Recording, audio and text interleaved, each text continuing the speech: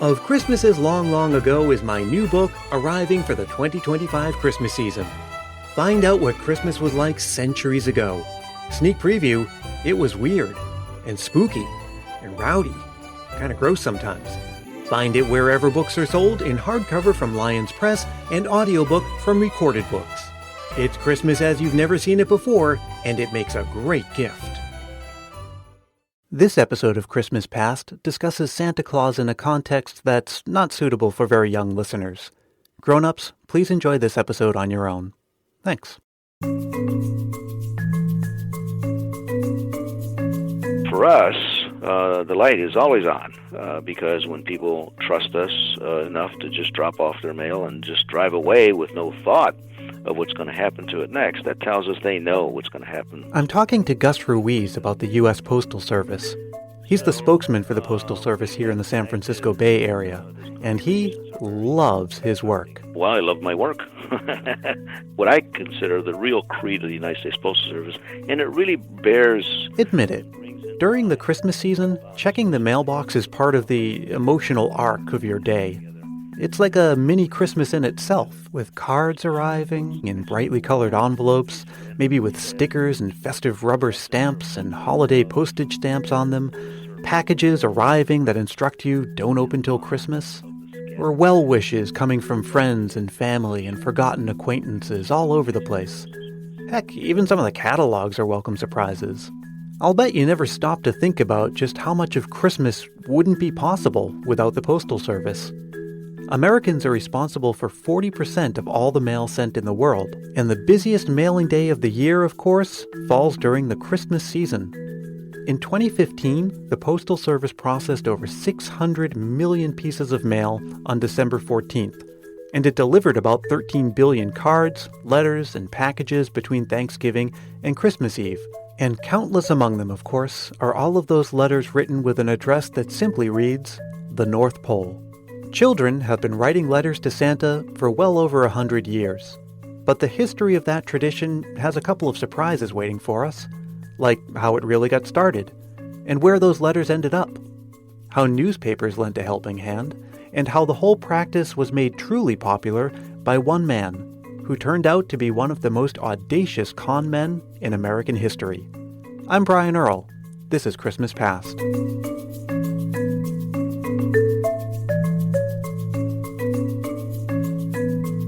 You might be surprised to learn that before children started writing to Santa, he was writing to them. The correspondence is not from kids to Santa, but from Santa to children, reminding them to be good kids for the year. That's Nancy Pope, the head curator at the National Postal Museum in Washington, D.C.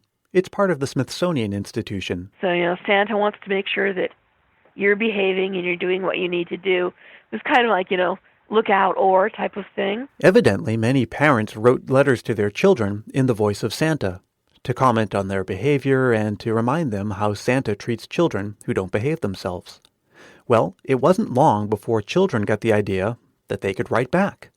In the 1870s, some post offices around the country were receiving letters addressed to Santa. And there were newspapers that started talking about Santa and saying there was an address. Santa Clausville, North Pole shows up after the Civil War as an address for Santa. So what were they going to do with all these letters? Well, the rules were really clear. If a piece of mail can't be delivered, first try to return it to the sender. And a lot of kids did not use return addresses. It's a letter to Santa, you don't need a return address.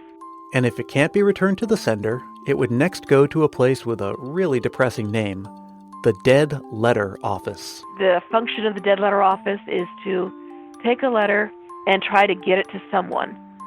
So if they have to, they open it to find another address, a sender or a receiver, and then they send it on to somebody. If there's nobody they can send it on to, it's destroyed. But rules have a way of getting broken, especially when it's for a good cause, and definitely when it's around Christmas time. So some postmasters would just hand these letters over to the town philanthropist or to one of the charities that expressed an interest in playing Santa. A lot of letters rarely made it out of the town they were sent from. Other times, these letters were sent to a newspaper. Because there were postmasters who did not want to just send them to the Dead Letter Office. And they'd say, I can't destroy this. We have to see if maybe somebody can answer these letters. And publishers would put them in the newspaper and say, look at this wonderful letter from this child, and very, very Victorian, colorful language. Shouldn't somebody respond to this? Well, the Postal Service had to do something. Dealing with all of these letters was an unneeded distraction, and it put a strain on its limited resources at the Dead Letter Office. And even though the unofficial policy was to look the other way when a letter was handed over to a charity, that couldn't go on forever. So in 1907, the Postmaster General issued an authorization. The postmasters are directed to deliver all letters arriving at the respective post offices addressed plainly and unmistakably to Santa Claus without any other terms or expressions identifying the person for whom the letters are intended, to any regularly organized charitable society in the city or town of address, to be used exclusively for philanthropic purposes. It's the only example ever where mail addressed to one person can legally be delivered to another. And then starting in 1913, the rule was written into the annual regulations, making it permanent and official.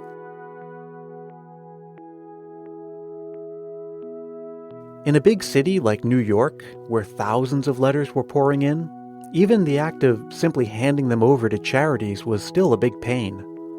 For a couple of years, most of New York City's letters to Santa still ended up at the Dead Letter Office.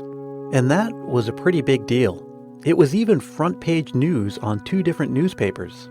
And then one day, a customs agent named John Gluck stepped forward to offer a helping hand. He had come up with a sophisticated system for receiving and verifying and responding to the letters and matching them with an appropriate charity or donor. He was, in other words, a middleman, and New York City's postmaster was happy to have him. His first year of operation was a smash hit. Tens of thousands of letters were answered and gifts delivered, and all he was doing was forwarding letters to potential donors. But some of the city's richest families, and we're talking about the Astors and the Vanderbilts and the like, started donating money to his operation. And soon, John Gluck got the crazy notion that he could build a huge marble building in downtown New York City to run his operation of real-life Santa's workshop. Real and expensive. He set up fraudulent charities and raised money from the list of wealthy contacts he had made. And that caught the attention of the city's welfare commissioner, who, in 1927, found that Gluck's operation had brought in about $1.4 million in today's money, but they couldn't account for it. Now, there wasn't enough evidence to convict anyone of a crime, but needless to say, that was the end of John Gluck handling letters to Santa. But the Postal Service still works with donors to answer children's letters to Santa Claus. The program just celebrated its centennial a couple of years ago, and if you want to get involved, you can. Your local post office may be participating in Operation Santa, and that means you can contact your post office and adopt a letter and volunteer to respond to it. You can Google Operation Santa, and I'll have a link on my website, ChristmasPastPodcast.com. I'll definitely be participating this year, and I hope you'll consider it too if you're able. Now, I'm sure I wrote several letters to Santa when I was growing up, but the funny thing is, I don't remember any of them. I did most of my growing up during the 80s, so I imagine I would have asked for something having to do with video games, or Michael Jackson, or if it were 1984, Transformers. Those were the hottest toy that Christmas season, and those who didn't receive Transformers maybe got the next best thing, GoBots. And that was certainly true for our friend Ken in Ontario, Canada. Let's hear him tell a very 80s Christmas story.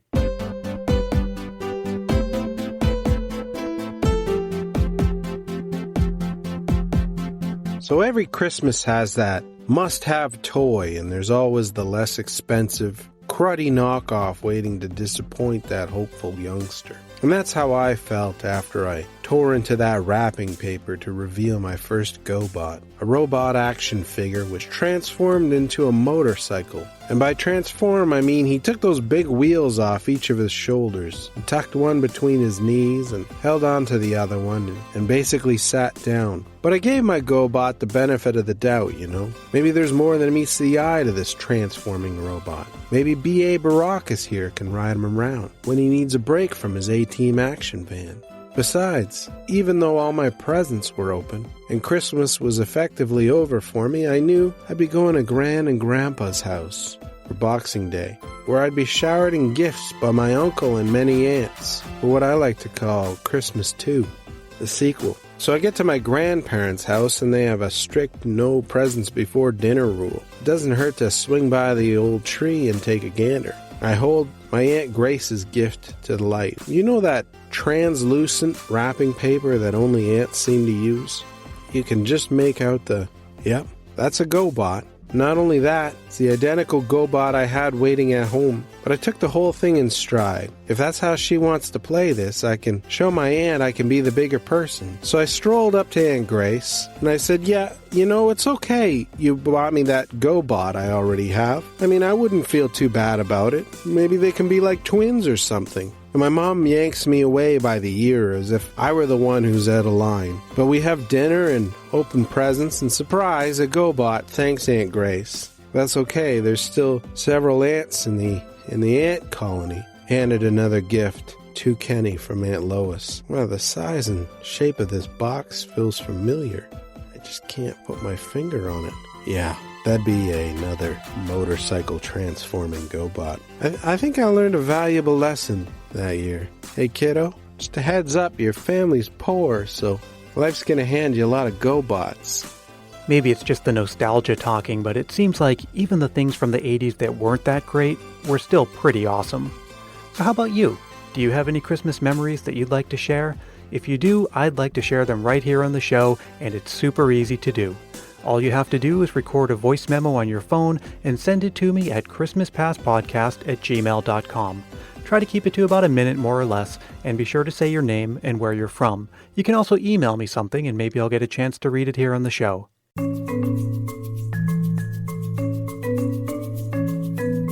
Christmas Past is produced in sunny San Mateo, California by yours truly, Brian Earl. Thanks very much to Ken in Ontario, Canada, and be sure to check out his podcast called Today's Tea with Kenny P. You can find it on iTunes and everywhere else, and I'll put a link to it on my website, christmaspastpodcast.com. That's also where you'll find show notes for this and every previous episode. I'd also like to thank Nancy Pope and Gus Ruiz. Well, I love my work. And of course, I'd like to thank you for listening. Be sure to subscribe if you haven't already. You can find me on iTunes or however you get your podcasts. And be sure to come by Facebook, Twitter, and Instagram because I'm sharing all kinds of fun things like Christmas trivia and vintage Christmas stuff all the time. Just search for Christmas Past Podcast in all three places and you'll find me. And I hope to find you in the next episode.